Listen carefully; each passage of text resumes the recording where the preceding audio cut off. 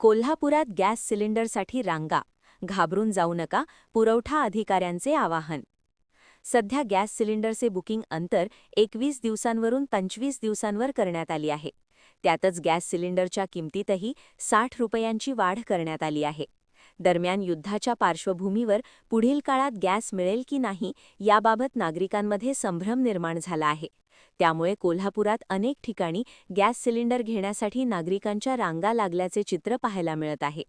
काही नागरिकांचे गॅस सिलेंडरसाठी बुकिंग झाले असल्याने ते रांगा लावून सिलेंडर घेताना दिसत आहेत. यावेळी काही ठिकाणी वितरक आणि नागरिकांमध्ये किरकोळ वादाचे प्रसंगही उद्भवत असल्याचे समोर आले आहे. याबाबत बोलताना जिल्हा पुरवठा अधिकारी मोहिनी चव्हाण यांनी नागरिकांना आवाहन केले आहे. त्या म्हणाल्या की जिल्ह्यात गॅस सिलेंडरचा पुरेसा साठा उपलब्ध आहे, त्यामुळे नागरिकांनी घाबरून जाऊ नये. गरज असल्यासच गॅस सिलेंडरचे बुकिंग करावे. तसेच साठेबाजी टाळण्यासाठी व्यावसायिक गॅसवर तात्पुरते निर्बंध आणण्यात आले आहेत. कोल्हापूर जिल्ह्यामध्ये कुठल्याही प्रकारे घरगुती गॅस सिलेंडरची टंचाई नाहीये. आपल्याकडे साधारणतः दर दिवशी 28,000 इतक्या घरगुती गॅस सिलेंडरचं वितरण होतं. तितका स्टॉक आपल्याला कंपनीवरून आपल्याला इथे प्राप्त होत असतो. त्याच्यामुळे घाबरून जायचे काहीही कारण नाही तिथे. त्यासाठी कुणीही नागरिकांनी गॅस एजन्सी समोर आपण रांगा लावण्याची आवश्यकता नाहीये. फक्त त्याचा जो काही पिरियड आहे, बुकिंगचा पिरियड आहे, तो 21 दिवसावरून 25 दिवस केलेला इतकाच आहे.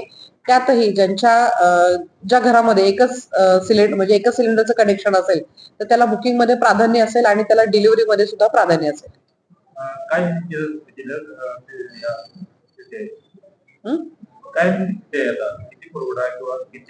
नाही, जितका आवश्यक आहे तितका आपल्याला पुरवठा मिळतोय, त्याच्यामध्ये काय अडचण नाही आता त्याची.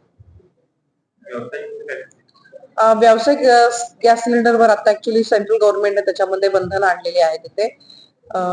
त्यामुळे घरगुती सिलेंडरचा देखील वापर हा गॅस व्यवसाय करण्यासाठी करू नये असं मी आवाहन करतो. नागरिकांमध्ये जे संभ्रमावस्था आहे की आपल्याला सिलेंडर मिळणार नाही किंवा नाही, आता मी कालच सर्व गॅस कंपन्यांच्या प्रतिनिधींची आम्ही काल जिल्हाधिकारी महोदय यांच्याकडे बैठक घेतलेली आहे आणि यामध्ये ज्याचं पहिल्यांदा बुकिंग असेल तर त्याला प्राधान्याने डिलिव्हरी करा अशा सूचना पण दिलेल्या आहेत.